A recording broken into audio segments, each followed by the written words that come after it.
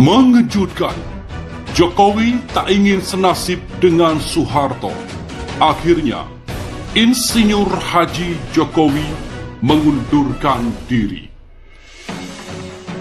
Jokowi harus berkaca dari Soeharto yang jatuh usai jabatan diperpanjang. Bergabungnya Partai Amanat Nasional atau PAN ke koalisi pemerintahan Joko Widodo bisa menjadi pintu menyukseskan amandemen Undang-Undang Dasar Negara Republik Indonesia tahun 1945 yang juga bisa untuk perpanjang masa jabatan presiden hingga 3 periode. Tapi jika rencana itu nekat didengungkan, Direktur Gerakan Perubahan, Muslim Arbi yakin Presiden Jokowi justru bisa jatuh di tengah jalan. Watak dan karakter kekuasaan yang ingin berlama-lama itu pasti timbulkan kemarahan rakyat, tegasnya yang dikutip dari Ermol Minggu 29 Agustus.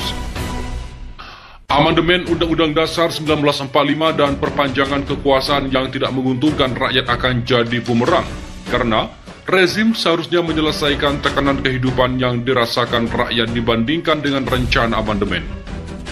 Rakyat anggap amandemen tidak penting, ini hanya siasat untuk perpanjang kekuasaan tanpa pemilu, dan ini berbahaya. Bisa jadi setelah amandemen Undang-Undang Dasar 45 dan perpanjang kekuasaan, Jokowi malah jatuh, kata Muslim.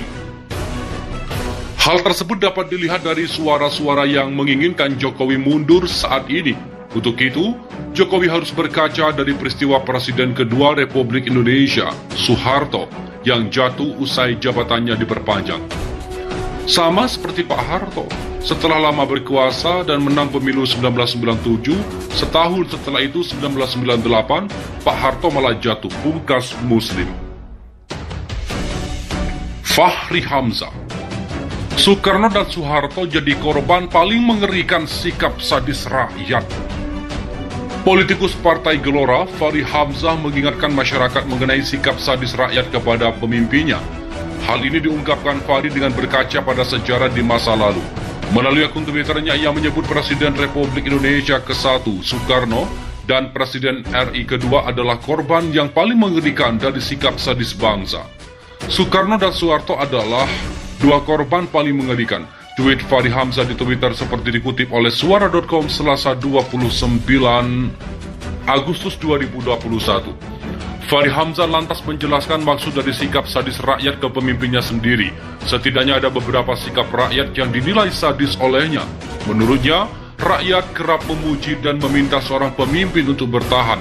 Namun setelah jatuh, rakyat akan meninggalkan pemimpin itu dan bahkan memaki habis-habisan. Kita harus terus mengingatkan sikap sadis bangsa ini kepada pemimpinnya.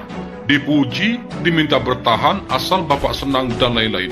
Lalu setelah jatuh ditinggal dan dimaki habis-habisan, jelas Fahri Hamzah. Karena itu Fahri Hamzah hanya bisa berharap agar tidak ada presiden selanjutnya yang menjadi korban ketiga.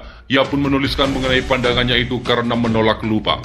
Jangan ada yang ketiga melawan lupa, pungkas mantan Wakil Ketua Dewan Perwakilan Rakyat atau DPR ini. Cuitan Fahri Hamzah itu telah mendapatkan lebih dari 51 retweet dan 170 tanda like dari pengguna Twitter. Warganet juga nampak ramai mengomentari opininya itu. Fahri Hamzah. Soekarno dan Soeharto jadi korban paling mengerikan sikap sadis rakyat. Politikus Partai Gelora, Fahri Hamzah mengingatkan masyarakat mengenai sikap sadis rakyat kepada pemimpinnya. Hal ini diungkapkan Fahri dengan berkaca pada sejarah di masa lalu. Melalui akun Twitternya, ia menyebut Presiden Republik Indonesia ke-1, Soekarno, dan Presiden RI kedua adalah korban yang paling mengerikan dari sikap sadis bangsa. Soekarno dan Soeharto adalah dua korban paling mengerikan. Tweet Fahri Hamzah di Twitter seperti dikutip oleh Suara.com Selasa 29 Agustus 2021. Fahri Hamzah lantas menjelaskan maksud dari sikap sadis rakyat ke pemimpinnya sendiri. Setidaknya ada beberapa sikap rakyat yang dinilai sadis olehnya. Menurutnya, rakyat kerap memuji dan meminta seorang pemimpin untuk bertahan. Namun setelah jatuh, rakyat akan meninggalkan pemimpin itu dan bahkan memaki habis-habisan. Kita harus terus mengingatkan sikap sadis bangsa ini kepada pemimpinnya. Dipuji, diminta bertahan, asal Bapak senang, dan lain-lain. Lalu setelah jatuh ditinggal dan dimaki habis-habisan, jelas Fahri Hamzah. Karena itu Fachri Hamzah hanya bisa berharap agar tidak ada presiden selanjutnya yang menjadi korban ketiga. Ia pun menuliskan mengenai pandangannya itu karena menolak lupa. Jangan ada yang ketiga melawan lupa, pungkas mantan Wakil Ketua Dewan Perwakilan Rakyat atau DPR ini. Cuitan Fachri Hamzah itu telah mendapatkan lebih dari 51 retweet dan 170 tanda like dari pengguna Twitter. Warganet juga nampak ramai mengomentari opininya itu. Mereka menuliskan beragam pendapat di kolom komentar, mulai dari mendukung hingga tidak setuju dengan pernyataan dari Fachri Hamzah. Kita juga harus mengingatkan sikap sadis penguasa negara antah berantah kepada rakyatnya, dijanjikan berbagai janji manis dan lain-lain. Setelah itu terbit korupsi bansos, pencekalan kebebasan beropini habis-habisan. Rakyat dan orang jujur jadi korban. Jangan ada yang kesekian tagar melawan lupa, balas warganet. Makanya kalau jadi pemimpin itu yang amanah, jujur dan adil, jangan zalim, agar dihormati dan dikenang baik sepanjang masa. Tambah yang lain. Memang Bung, apapun yang namanya ketiga, apalagi jika ada pihak ketiga, tentunya patut dihindari karena paling mengerikan. Tagar tolak 3. Tulis warganet. Dulu kita ekspor beras, sekarang kita impor beras. Dulu hutang kita hanya 1.000 triliun, sekarang hutang kita di atas 6.000 triliun. Dulu rakyat bebas mengkritik penguasa, sekarang yang kritik ditangkepin termasuk adik-adik mahasiswa serta mahasiswi. Berani kritik pemerintah saat ini langsung ditangkap atau di DO. Penguasa ruwet kritik warganet. Yang sekarang kayaknya bakal lebih parah bang. Lawong masih menjabat aja dah kelihatan pada nggak sing. Mengejutkan, Jokowi tak ingin senasib dengan Soeharto. Akhirnya, Insinyur Haji Jokowi mengundurkan diri. Jokowi harus berkaca dari Soeharto yang jatuh usai jabatan diperpanjang.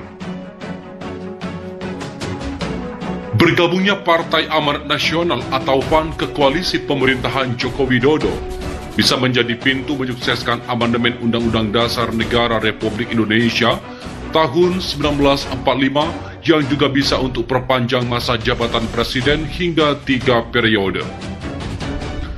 Tapi jika rencana itu nekat didengungkan, Direktur Gerakan Perubahan, Muslim Arbi yakin Presiden Jokowi justru bisa jatuh di tengah jalan.